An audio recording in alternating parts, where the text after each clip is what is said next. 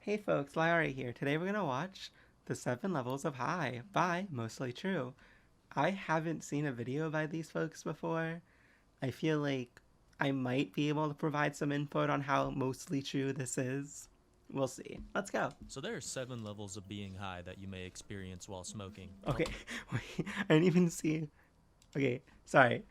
Number 7, that's the most very true picture. While smoking. And although no two people will have the exact same experience from weed, this should give you a general idea of what to expect. For level 1, you Yeah. have toasted.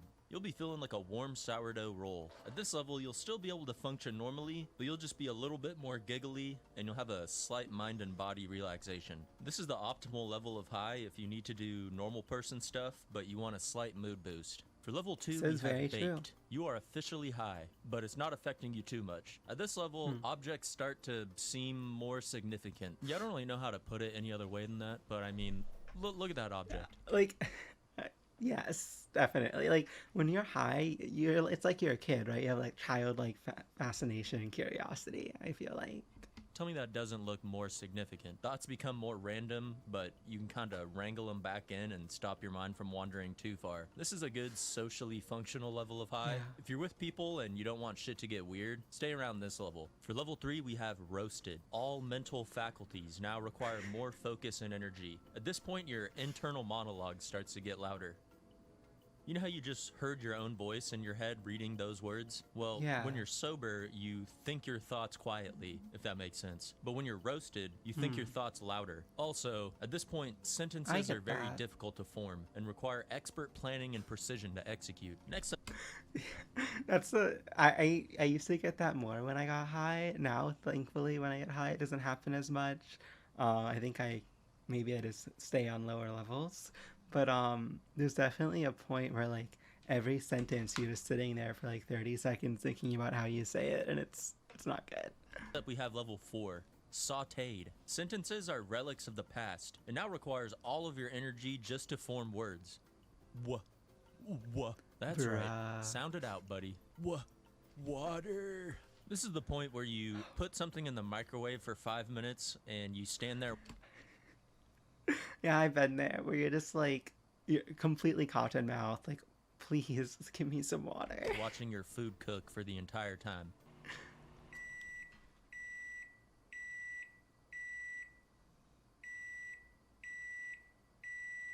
Dude, can you turn the fucking microwave off? Yeah, they really should have like a midnight stoner mode for microwaves. Level 5? True. And like that's me. Like usually when I'm not high, I'll like open the microwave at 1 and like just like chill or like I'll click like the stop button. Like when I'm stoned, it's doomed. I just sit there staring at it. Yeah. Is known as stony baloneyed. This is when paranoia starts to set in. If you're with other people, avoid eye contact. You will get your soul stolen. This is also when you can become hyper analytic of every thought you have True. and every action you take. Am I walking funny? Is it weird to All right, to be fair though, this can definitely be at like level 3 or 4 or even 2 for some people. have the thought that I just had? What about that one? Or this one? Am I my thoughts? Or am I the thing that is thinking the thoughts? True. No, I'm me. You're just a thought. No, I'm actually you. You aren't you. It's me. This is also the point when I normally feel like I'm just a little goblin inside my own head, watching TV through my eyeballs. At level 6, you have Maybe he's on ketamine.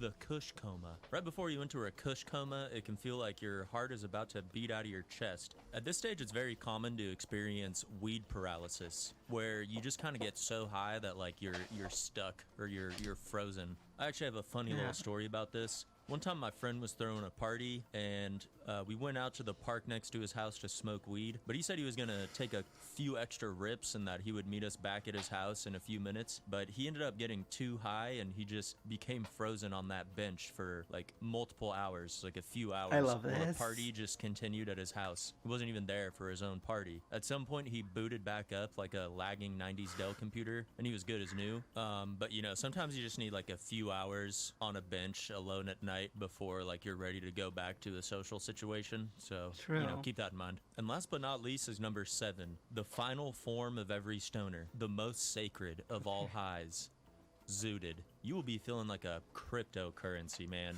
Telepathy is now activated as you no longer require Crashing? mouth noises to communicate. This is where you start to experience frame rate drops in your vision. Your graphics Oh. card is overheated. You can't even sustain 60 FPS at this point. This is when you eat a pizza roll and you feel every individual muscle fiber of your esophagus expanding and contracting as it travels down your throat. You're way past couch lock. You and the couch are now merged with each other on a molecular level. Where do I It's a end slump. and the couch begins, you ask? The answer is yes. Well, anyways, that's it for today. If you have any funny stories of like being super high, or if you guys use different words for getting high, comment them down below in the comment section. I feel like Zooted And was if you're still definitely here, like the most please popular like the video term and subscribe for if you haven't my already. area. But yeah, have a good one, and please zoot responsibly. I really like that video. It was funny. Maybe we'll see if I'll watch any more of this guy in the future. It just depends on the content. I'm French, and except in English class, I only speak French. And one day I was so high that I forget how to speak French and started to speak English for 3 hours because I had no choice.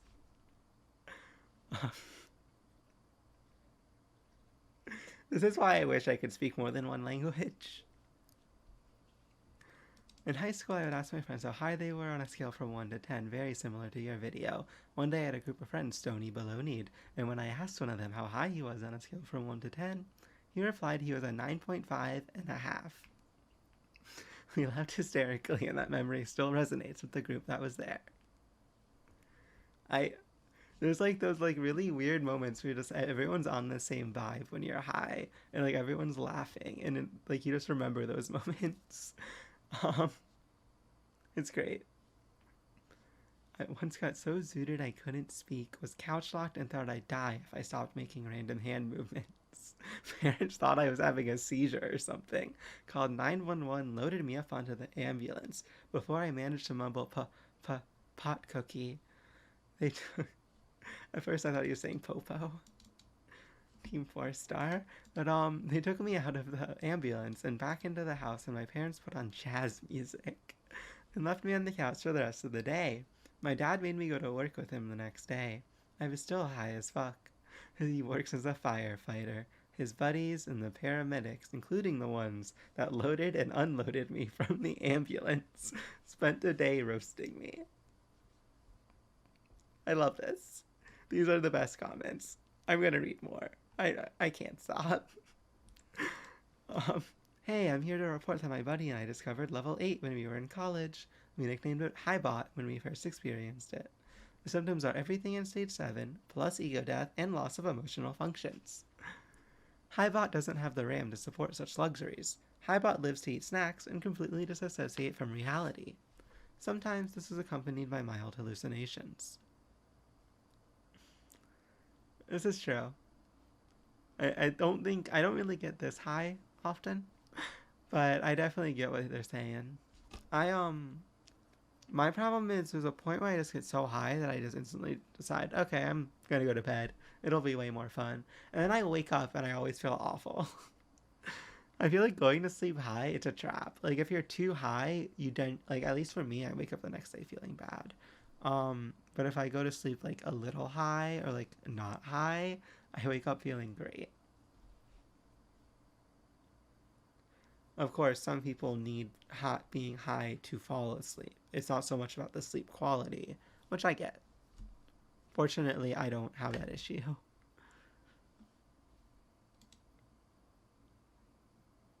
I only got high twice in my life, and they were both so vastly different from each other. I felt myself physically move up and levitate about an inch from the ground. That was it. Things didn't feel any more interesting. I didn't feel any different other than a weird, hovering sensation. 2. I kept snapping back to reality and thinking a few hours must have passed by. Like when you fall asleep and snap back awake, or if you get engrossed in a video or book and time seems to fly by. But when I check the time, it's only been a few seconds. That would happen repeatedly every few seconds. Alright, this is the last one I'll read.